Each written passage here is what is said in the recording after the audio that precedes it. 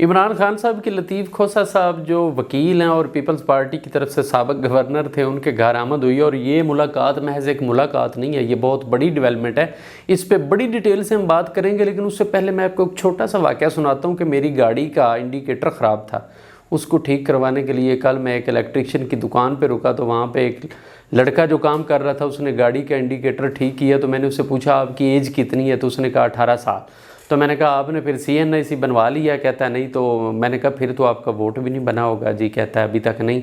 मैंने कहा कब बनवाएंगे? कहता है बस शनाख्ती कार्ड जल्दी बनवाऊंगा। तो मैंने कहा वोट किसको दोगे? तो उसने कहा वोट तो मैं इमरान खान साहब को दूंगा। मैंने कहा क्यों दोगे? कहते हैं बस बंदे ठीक हैं। मैंने वजह बहुत पूछी कि आप इमरान खान को क्यों वोट देंगे? तो उसने कहा नहीं बस वोट मैं खान साहब को दूंगा, मुझे वो ठीक लगते हैं। उसकी उम्र 18 साल थी, वो 2003-4 में उसकी पैदाइश हुई। 2010, 11, 12 में उसने होश संभाला और उसे पता चला कि PTI और इमरान खान है। ये वो लोग हैं जो मैच्योर हो रहे हैं। और बात यूथ की हम कर रहे थे, ये बहुत ज़्यादा तादाद है। रोज़ाना की बुनियादों पर 18 से 20 हज़ार लोग हैं जिनके CNIC बन रहे हैं, जो नई बिल्कुल एक नई जनरेशन है, यंग जनरेशन की हम बात कर रहे हैं। तो ये वो लोग हैं जिनमें से 90% PTI के वोटर्स हैं जो पीपल्स पार्टी और नून लीग को इलेक्शन में नहीं जाने दे रहे, और ये स्ट्रेंथ है इमरान खान साहब की। अब लतीफ़ खोसा साहब की बात करते हैं। तो इमरान खान जो है आपको पता है वो पत्ते खेलने के आदी हैं, और ठीक उस वक्त पर पत्ता खेलते हैं जब उसका टाइम होता है।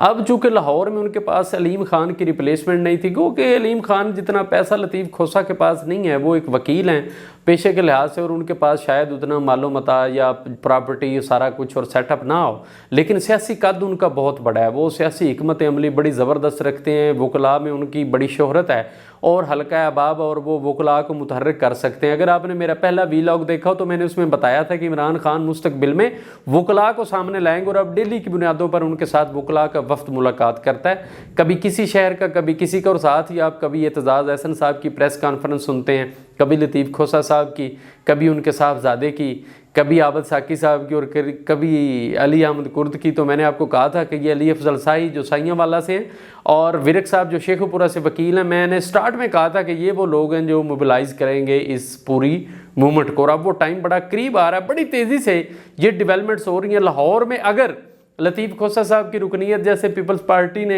मुअत्तल की है तो यकीनन इमरान खान साहब उनको गले से लगा लेंगे, और उनकी वो सियासी बसीरत से फ़ायदा भी उठाएंगे, और उनको एक तीर पर अब इमरान खान साहब 2 शिकार करेंगे।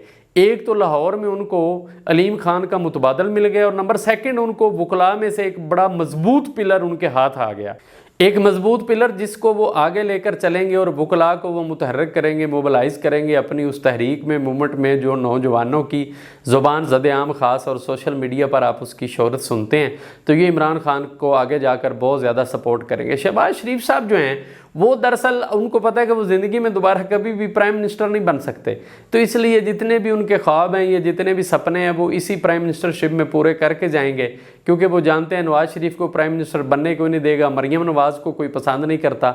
शहबाज शरीफ उनके लिए काबिल कबूल हैं, लेकिन शहबाज शरीफ साहब दोबारा इतना वोट नहीं ले सकेंगे, और ना ही वोट बैंक नून लीग का वो बच सके कि दोबारा कभी नून लीग को वो पार्लियामेंट में लेके जा सकें। इसलिए इस वक्त अगर वोट बैंक की बात हो तो वो बहुत ज़्यादा स्ट्रॉन्ग और बहुत तेज़ी से फैलता हुआ पाकिस्तान तहरीक इंसाफ का है। अपना और अपने इस चैनल का बहुत ज़्यादा ख्याल रखिएगा। अल्लाह हाफिज़ व नासिर।